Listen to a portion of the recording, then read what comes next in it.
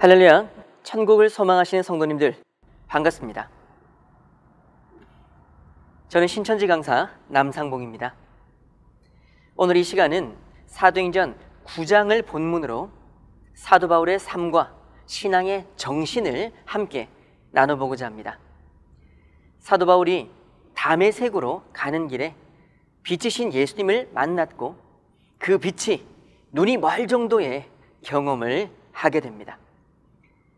그때 바울이 자기의 잘못과 자기의 무지함을 깨닫게 되는 사건이 있게 됩니다. 자신이 호세아 4장 6절의 실체였음을 알게 된 것이죠. 내 백성이 지식이 없음으로 망하게 된다는 그 말씀 들어본 적 있으시죠? 이후로 사도 바울은 하늘의 계시만을 가르쳤고 이전에 알고 있던 모든 것을 배설물처럼 버렸다라고 얘기를 하고 있습니다. 오늘 열린 예배의 말씀을 통해서 성경에서 말하는 나는 누구인지 성경을 통해 나 자신을 깨달아 가시는 귀한 시간 되셨으면 좋겠습니다. 본문의 말씀 사도행전 9장 1절에서 5절의 말씀을 함께 읽어 보시겠습니다. 사도행전 9장 1절에서 5절. 사울이 주의 제자들을 대하여 여전히 위협과 살기가 등등하여 대제사장에게 가서 다메섹 여러 회당에 갈 공문을 청하니, 이는 만일 그 돌을 쫓는 사람을 만나면 물론 남녀하고 결박하여 예루살렘으로 잡아오려 함이라. 사울이 행하여 다메섹에 가까이 가더니 호련히 하늘로서 빛이 저를 둘러 비추는지라. 땅에 엎드려져 들음에 소리 있어 가라사대 사울아 사울아 내가 어찌하여 나를 핍박하느냐 하시거늘. 대답하되 주여 뉘시오니이까. 가라사대 나는 내가 핍박하는 예수라. 아멘. 네, 잘 읽었습니다. 본문에 나오는 사도 바울에 대해서 잠시 소개를 해보고자 합니다. 본문의 사울이란 이름은 히브리식 표현이고 바울은 헬라식의 이름이 되겠습니다. 이방인을 대상으로 선교 사역을 할 때 사용되었던 사도 바울이란 이름이 오늘날 우리에게는 더 잘 알려져 있는 것 같습니다. 사도 바울은 신약 성경 27권 중에 13권의 서신서를 기록한 분입니다. 로마 시민권을 가진 유대인이고 베냐민 지파요 유명한 랍비였던 가말리엘의 문화생이었습니다. 그리고 이방인에게 복음을 전파한 대표적인 사도가 바로 사도 바울이 되겠습니다. 다시 돌아와서 본문의 말씀을 보시면 사울은 다메섹에 있는 많은 그리스도인들을 남자와 여자 가리지 않고 결박해서 예루살렘으로 잡아오려고 위협과 살기가 등등하여서 다메섹으로 향했던 것입니다. 다메섹은 그 당시에 예루살렘이 박해를 당할 때 흩어졌던 예수님을 믿는 수많은 그리스도인들이 모여서 신앙을 하면서 살아가는 곳이었습니다. 이곳으로 사울이 행하여 갈 때에 다메섹에 가까이 갔을 무렵에 예수님께서 해보다 밝은 빛으로 찾아오셔서 말씀하셨습니다. 사울아 사울아 내가 어찌하여 나를 핍박하느냐. 사울이 주여 니시오니까 라고 물으니 나는 내가 핍박하는 예수라. 이때 사울은 얼마나 많은 고민과 갈등과 혼돈이 왔었겠습니까? 지금까지 최고의 열심으로 하나님을 믿었고 예수는 이단이라고 생각했기에 예수를 믿는 자들을 핍박하는 것은 당연한 것이고 신앙을 하면서 오직 하나님만 바라봤을 것입니다. 그리고 스데반 집사가 돌에 맞아서 순교하는 그 순간에도 자기는 당연하게 여기면서 그 자리에 함께했던 인물이 바로 사울이었던 것입니다. 자기가 그토록 핍박했던 예수님이 자기를 찾아왔으니 얼마나 당혹스러웠고 얼마나 충격적이었겠습니까? 지금까지 나의 신앙이 절대적이며 진리라고 생각했던 사울, 이 사울의 신앙이 한순간에 무너지는 장면이 아니겠습니까? 사랑하는 성도 여러분, 저는 장로교 고신 측에서 신앙을 했었습니다. 그리고 누구보다 열심으로 하나님을 섬기며 선교의 꿈을 가지고 신앙을 해왔습니다. 그러므로 많은 양육도 받았고 선교단체에서 여러 가지 훈련도 받으면서 신앙의 꿈을 키워 갔었습니다. 언젠가는 나도 멋진 목회자가 되어야겠다는 그런 꿈도 꾸면서 열심히 신앙을 했었지만 이 성경만큼은 해결이 되지 않는 부분들이 많아서 고민이 많았었습니다. 저도 사울처럼 제가 하고 있는 신앙이 최고며 이것이 진리라고 생각하면서 기존 교회 외에 다른 말씀은 들어볼 생각조차 하지 않았었습니다. 하지만 우연히 접한 이 말씀은 저에게 너무나 큰 충격이 왔었습니다. 궁금했던 성경 속의 모든 말씀이 성경을 통해 해결이 되었을 때 예수님의 십자가만 생각했던 저였는데 그 십자가를 지신 예수님이 약속하신 오늘날의 새 언약이 있었다는 것도 알게 되었습니다. 마치 사울에게 빛이 비친 것처럼 저도 어둠 속에서 빛을 만난 기분이었습니다. 말씀을 깨닫고 난 이후 다시 만난 하나님은 이전에 무지함 속에서 깨닫지 못한 채 신앙을 했던 것과는 완전히 너무나 달랐습니다. 하나님은 말씀이 있는 곳에 함께 하시고 이 말씀을 깨달은 그 사람들과 함께 하신다는 것을 알게 되었습니다. 본문의 사울도 계시 말씀을 만나기 전에는 예수님에 대한 잘못된 지식과 잘못된 판단으로 잘못된 열심으로 신앙을 하고 있었던 것이었습니다. 갈라디아서 1장 13절에서 14절의 말씀 함께 읽어보시겠습니다. 갈라디아서 1장 13절에서 14절.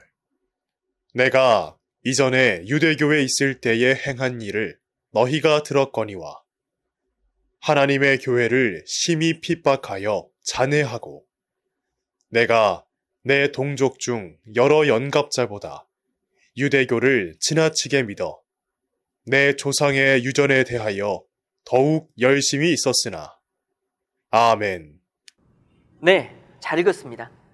이처럼 잘못된 지식은 잘못된 믿음과 잘못된 신앙의 길을 가게 된다는 것을 우리는 알 수가 있습니다. 로마서 10장 2절과 3절의 말씀도 보시면 내가 증거하노니 저희가 하나님께 열심은 있으나 지식을 쫓은 것이 아니다. 그리고 오히려 하나님의 의를 모르고 자기의 의를 세우려고 힘써 하나님의 의를 복종치 아니했다라고 말씀을 하고 계십니다. 하나님께 열심은 있지만 진리를 모른 채 열심만을 낸다면 도리어 하나님의 의보다 자기의 의를 세우게 되는 신앙을 하고 마는 것입니다. 옛날에 어떤 아버지에게 아들이 하나 있었다고 합니다. 어느 날 아버지가 아들에게 아들아, 건넌 마을에 심부름을 좀 하고 오너라 라고 말이 끝나기도 전에 아들은 심부름을 하러 뛰쳐나갔다고 합니다. 그런데 심부름에 대한 내용이 무엇인지 듣지도 않고 뛰쳐나갔기에 아들은 결국 다시 돌아올 수밖에 없었습니다. 아버지는 얼마나 답답하셨을까요? 하나님에 대한 지식은 없이 열심만 있는 믿음을 우리는 맹신이라고 합니다. 이 맹신이의 형이 광신이라고 하죠. 이 둘이 의기투합하면 뭐가 될까요? 네, 바로 패가 망신 아니겠습니까? 이처럼 우리도 하나님의 마음도 모른 채 열심만 내는 신앙을 할 것이 아니라 하나님께서 우리에게 무엇을 원하시는지 그 뜻을 알고 지혜롭게 신앙하는 저와 여러분들, 바로 성도님들 되셨으면 좋겠습니다. 로마서 10장 17절에 보시면 그러므로 믿음은 들음에서 난다라고 말씀을 하고 있습니다. 결국 믿음은 하나님의 말씀을 들음으로 성장하게 되는 거 아니겠습니까?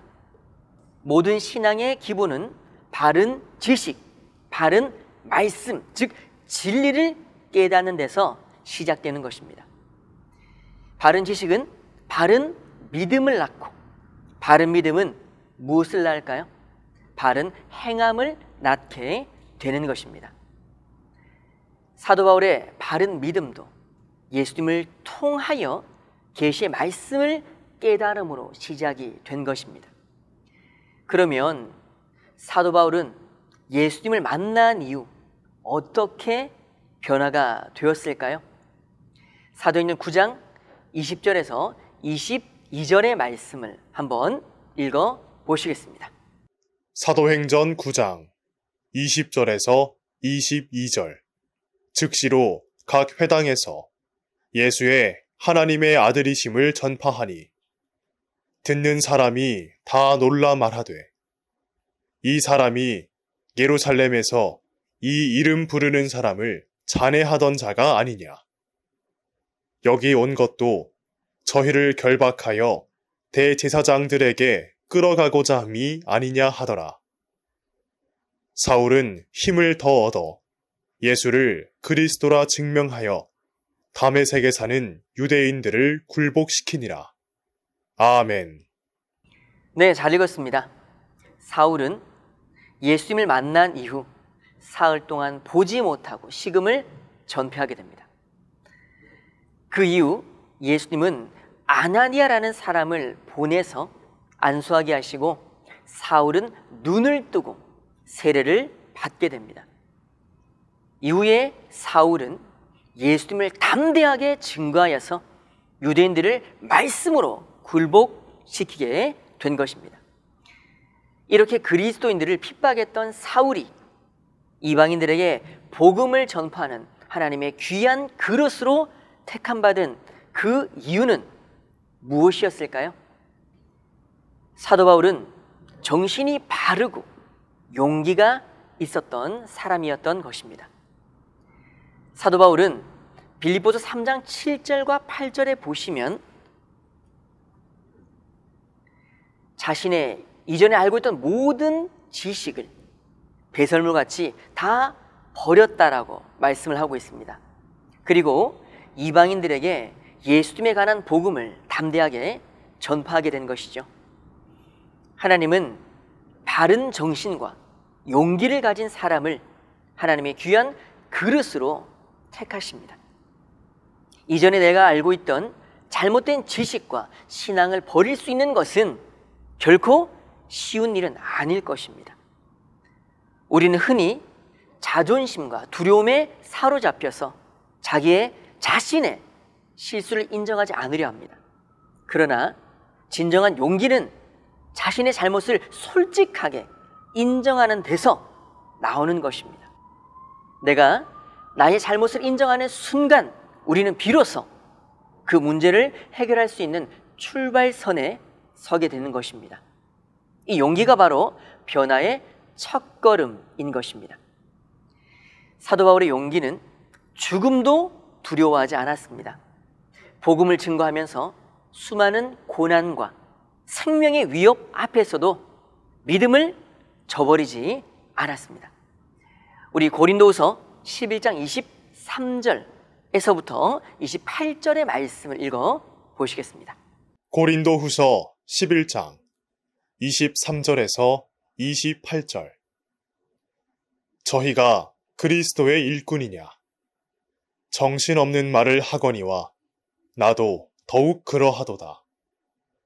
내가 수고를 넘치도록 하고 옥에 갇히기도 더 많이 하고 매도 수없이 맞고 여러 번 죽을 뻔하였으니 유대인들에게 40에 하나 감한 매를 5번 맞았으며 3번 태장으로 맞고 1번 돌로 맞고 3번 파선하는데 일주야를 기품에서 지냈으며 여러 번 여행에 강의 위험과 강도의 위험과 동족의 위험과 이방인의 위험과 시내의 위험과 광야의 위험과 바다의 위험과 거짓 형제 중에 위험을 당하고 또 수고하며 애쓰고 여러 번 자지 못하고 줄이며 목마르고 여러 번 굶고 춥고 헐벗었노라.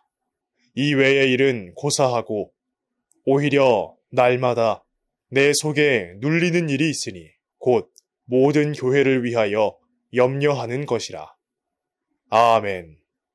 네, 잘 읽었습니다.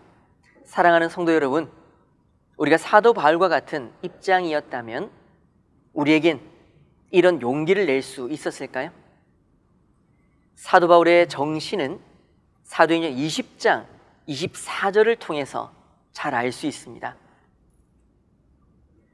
나의 달려갈 길과 주 예수께 받은 사명, 곧 하나님의 은혜의 복음 증거하는 일을 마치려 하면은 나의 생명을 조금도 귀한 것으로 여기지 아니하노라.